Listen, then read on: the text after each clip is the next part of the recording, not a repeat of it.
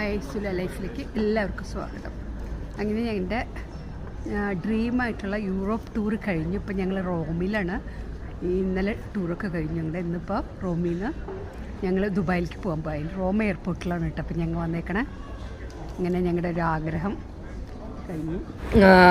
ഇത് കഴിഞ്ഞ് ഞങ്ങൾ താമസിച്ച ഹോട്ടലാണ്. ലാസ്റ്റ് ദിവസം റോമിൽ താമസിച്ച ഹോട്ടലാണ്.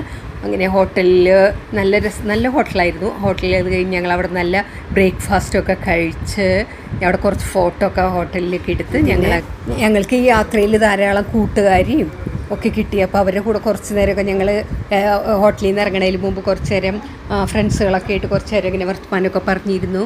ഞങ്ങൾ നല്ലൊരു യാത്ര തന്നെയായിരുന്നു പറയട്ടെ. ഞങ്ങൾക്ക് അപരിചിതരായ കുറേ കൂട്ടുകാരെ ഞങ്ങൾക്ക് കിട്ടി. നല്ല സ്ഥലങ്ങൾ കാണാൻ പറ്റി. അങ്ങനെ എല്ലാ ഹോട്ടലുകളും ഇതൊക്കെ നല്ലത് തന്നെയായിരുന്നു.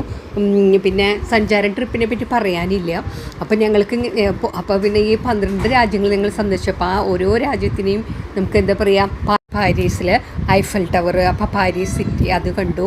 പിന്നെ അത് കഴിഞ്ഞ് ബെൽജിയത്തിൻ്റെ ചരിത്ര സൗന്ദര്യം, നെതർലൻഡിൽ എന്നിട്ട് തുളിപ്പ് ഗാർഡൻ, അവിടുത്തെ ആ പൂന്തോട്ടങ്ങളൊക്കെ കാണുന്നത് നമ്മുടെ മനസ്സിൽ അത് എപ്പോഴും തങ്ങി നിൽക്കുന്നതാണ്. പിന്നെ ജർമ്മനിയിലെ ബ്ലാക്ക് ഫോറസ്റ്റ്, റൈൻ നദി, സ്വിറ്റ്സർലൻഡ്. എനിക്ക് ഏറ്റവും ഇഷ്ടപ്പെട്ട സ്ഥലം സ്വിറ്റ്സർലൻഡായിരുന്നു. സ്വിറ്റ്സർലൻഡിലെ മഞ്ഞ് പൊഞ്ഞ് കിടക്കണം എന്താ പറയുക, മലനിരകൾ, ആൽപ്സ് മലനിരകൾ, ഓസ്ട്രിയയുടെ മനോഹരമായ ഇൻസ്ബ്രുക്ക്, പിന്നെ ഇറ്റലിയിലെ റൊമാൻറ്റിക് നഗരമായ വെനീസിൽ ഇതിൽ കൂടിയൊക്കെ പോയതൊക്കെ ഭയങ്കര കായലിൽ കൂടിയൊക്കെ പോയതൊക്കെ എനിക്ക് ഓർക്കാം. ഇത്രയ്ക്കും നല്ല ഇതായിരുന്നു. പിന്നെ കലയുടെ നഗരമായ ഫ്ലോറൻസ്, പിന്നെ ലോകപ്രശസ്തമായ പിസ നഗരം, ആത്മീയത നിറഞ്ഞ വത്തിക്കാൻ, പിന്നെ എന്താ പറയുക ചരിത്ര സ്മാരക എന്താ പറയുക അങ്ങനത്തെ നഗരമായിട്ടുള്ള റോം.